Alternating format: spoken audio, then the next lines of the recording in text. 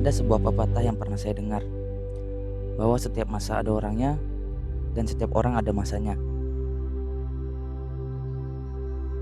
Baru-baru ini saya juga membaca tulisan seorang influencer yang mengatakan, di hidup yang cuma satu kali, berkaryalah untuk menyenangkan hatimu sendiri, sisanya adalah bonus.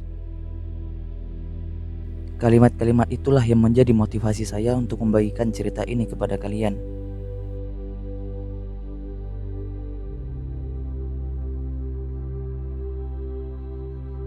Desa Lubuk Bigau, salah satu dari 19 desa yang ada di Kampar Kiri Hulu.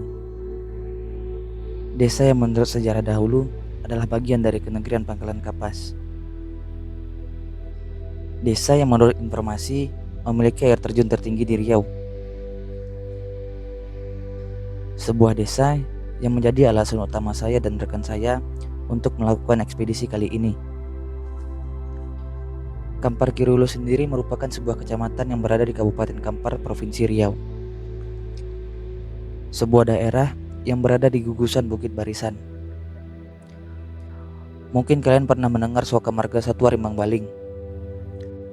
Nah, hampir sebagian desa di Kecamatan Kampar Kiri Hulu masuk dalam wilayah tersebut. Kata orang-orang, Kampar Kiri Hulu merupakan sebuah surga tersembunyi karena banyaknya sumber daya alam yang tak terduga di tengah maraknya perkebunan kelapa sawit di Riau. Ada sebuah kejadian yang memicu saya dan rekan saya akhirnya melakukan ekspedisi ini. Dalam cerita kali ini, saya akan membahas dahulu kilas balik kejadian tersebut dan alasan semua ini dimulai.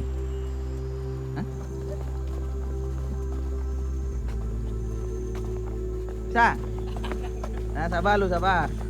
Biok tolong. Pada tahun 2024, untuk pertama kalinya saya menginjakkan kaki di Kampar Kiri Hulu, yaitu di Desa Batu Sasa. Tujuan sebenarnya saya ke sana adalah untuk bekerja, yang mungkin kapan-kapan akan saya bahas tentang pekerjaan saya ini. Mungkin sama halnya dengan orang-orang lain, pasti ada rasa canggung atau takut saat pertama kali datang ke sebuah daerah. Yang syukurnya, orang-orang di sana menyambut hangat kedatangan saya waktu itu. Tahun demi tahun berlalu, ada 9 desa di Kecamatan Kampar Kiri Hulu yang pernah saya kunjungi. Hampir 3 tahun lamanya saya di sini, banyak cerita sejarah, kearifan lokal, dan adat istiadat yang saya dapatkan. Dan menurut saya, masih sedikit informasi tentang Kampar Kiri Hulu di luar sana. Dulu saya sempat terpikir, sepertinya menarik untuk menyebarkan cerita masyarakat di sana dalam sebuah dokumentasi. Tapi karena tidak punya pengalaman sama sekali, ide itu hanya tersimpan di benak saya. 10 pagi kita sudah sampai di air terjun Sungai Sialang dan akan berdiskusi di sini. Singkat cerita, di tahun 2026 ini, saya bertemu dengan rekan kerja bernama Uda Rendra. Kenapa dipanggil Uda? Mungkin kalian tahu asal-usul kampung halamannya. Karena latar belakang Uda Rendra yang seorang petualang dan memiliki hobi dalam dunia fotografi, saya menyampaikan ide-ide tersebut ke dia. Dan tepat seperti harapan saya, dia tertarik dengan ide tersebut. Yang ternyata, semenjak dia bertugas di sana pun, dia terpikirkan hal yang sama. Dan setelah itulah, sebuah kejadian yang menjadi pemicu itu terjadi. Suatu hari saat kami melakukan aktivitas pekerjaan di sana, kami bertemu dengan 2 orang yang akan menuju air terjun Batang Kapas di Desa Lubuk Bigau. Kata mereka, air terjun tersebut viral di media sosial, sehingga mereka pun penasaran ingin melihatnya. Mereka berdua berasal dari Ujung Batu, sebuah daerah di Rokan Hilir sana. Memang jika dilihat dari Google Maps, estimasi perjalanan dari tempat mereka ke air terjun Batang Kapas itu mungkin hanya sekitar 4-5 jam. Yang mereka hitung-hitung, sepertinya waktunya cukup hanya untuk melakukan perjalanan pergi tanpa harus menginap. Tapi kenyataan tidak sesuai dengan rencana mereka. Bahkan hingga saat ini, masih banyak yang seperti mereka, nekat pergi tanpa informasi yang cukup. Padahal, kami yang sudah sering bolak-balik pun kesulitan melewati jalur ini. Tapi jujur saja, saya dan Uda Rendra belum pernah sekalipun pergi ke air terjun Batang Kapas.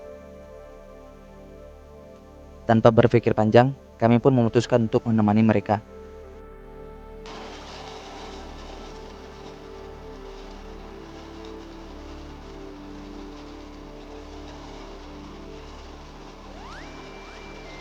Kami tiba di pemukiman desa Lubuk Bigau sekitar jam 4 sore. Di sana, kami bertemu dengan pengelola air terjun tersebut untuk mendaftar dan memberitahu jumlah orang dalam rombongan kami. Dan sebenarnya sekalian menanyakan beberapa informasi. Salah satunya ya rute menuju air terjun tersebut, karena kami berdua pun tidak tahu jalannya. Apalagi letaknya di tengah rimba bukit barisan. Kebetulan sekali, saat kami tiba ternyata ada rombongan lain yang akan menuju air terjun Batang Kapas. Ya, jadinya sekalian ada yang lainnya menjadi teman perjalanan kami ini.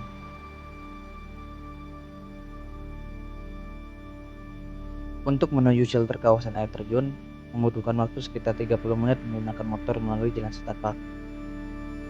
Ada beberapa tantangan menuju shelter tersebut. Beberapa kali melewati jembatan gantung yang bergoyang-goyang, sehingga harus fokus untuk menyemangatkan motor yang kami kendarai. Kami juga melewati kebun-kebun masyarakat yang rata-rata ditanam serai wangi dan gambir, yang merupakan salah satu sumber penghasilan utama masyarakat desa Lubuk Bigau.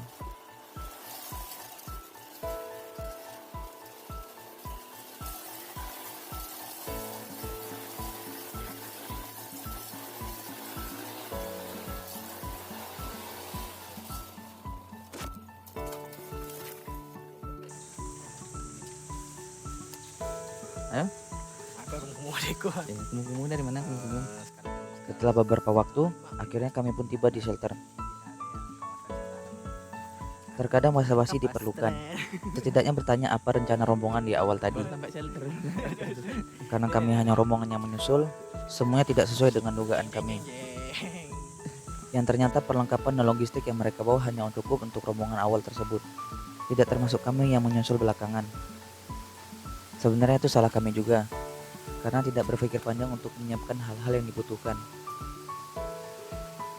Saya dan Nodarendra yang hanya berbekal mie 1 bungkus, kopi 2 saset, dan sebuah pisau lipat menjadi kebingungan.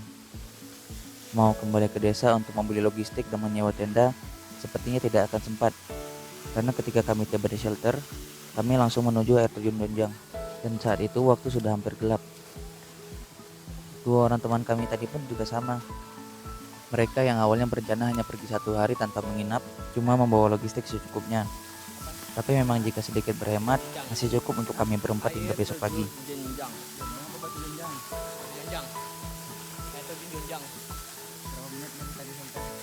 Setelah itu kami secepatnya kembali ke shelter dan memutuskan untuk bermalam di shelter saja. Untung saja, shelter tersebut layak ditempati untuk bermalam. Malam itu, setelah memasak beberapa perbekalan untuk mengajal perut, kami langsung beristirahat mengisi tenaga untuk besok. Dan karena kejadian tersebut, kami berpisah dengan rombongan awal karena mereka memutuskan untuk bermalam di air terjun Donjang.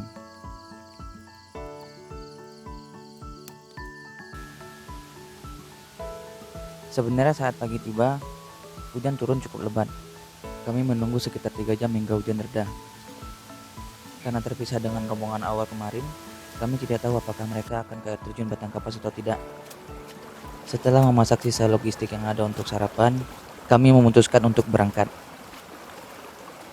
Untuk menuju air terjun Batang Kapas pun membutuhkan waktu sekitar 40 menit dari shelter berjalan kaki. Dengan berbekal peta offline, setidaknya kami dapat melacak perjalanan kami. Untungnya, tidak terlalu sulit untuk mencari jalan menuju air terjun Batang Kapas, karena hampir sering dilewati oleh orang-orang yang datang sebelumnya. Hanya di beberapa titik persimpangan yang membuat kami ragu untuk memilih jalan yang mana.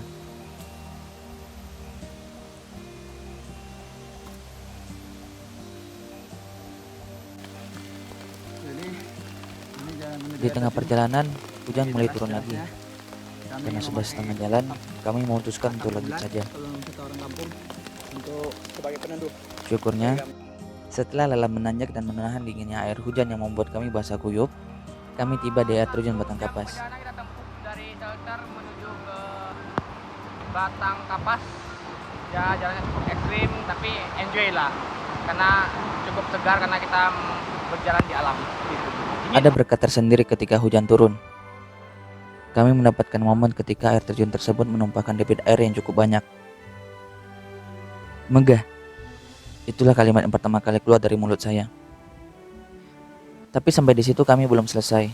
Pakaian basah dan angin yang kuat membuat kami menggigil.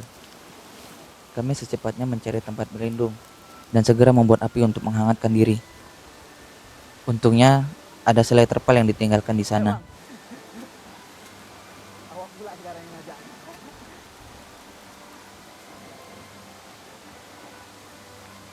Ya tadi pengennya kita mau bikin bivak alam di dekat Batang Kapas nih, cuma kok ada terpal. Ya udah lah, oke terpal aja kami, nggak usah kirim alam. Capek soalnya. Tapi ya ini kan dari alam juga Iya sebenarnya. juga gitu. Jadi sebenarnya ini bifak alam. Bivak alam juga. Membuat api di tengah hujan bukanlah hal yang mudah. Kami berkali-kali gagal. Tapi, supaya tidak terjadi hal-hal yang tidak diinginkan, kami bersusah payah untuk menghidupkan api unggun tersebut. Pengalaman yang luar biasa. Walaupun dengan bekal seadanya serta cuaca yang sulit ditebak, dan mungkin jika dibandingkan dengan pengalaman orang lain itu tidak seberapa, bagi saya sendiri ini adalah pengalaman yang sangat berharga, yang membuat kami berdua berpikir menceritakan tentang Kampar Kirulu tidak akan ada habisnya. Sehingga kami memulai petualangan-petualangan lainnya di Kampar Kirulu dengan persiapan yang lebih matang pastinya.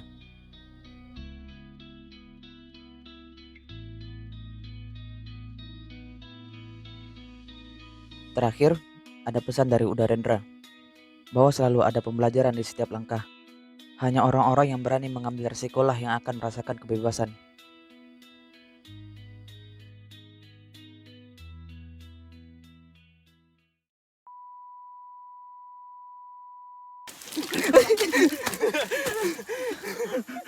Ini sih Pak. Lumpah. Dia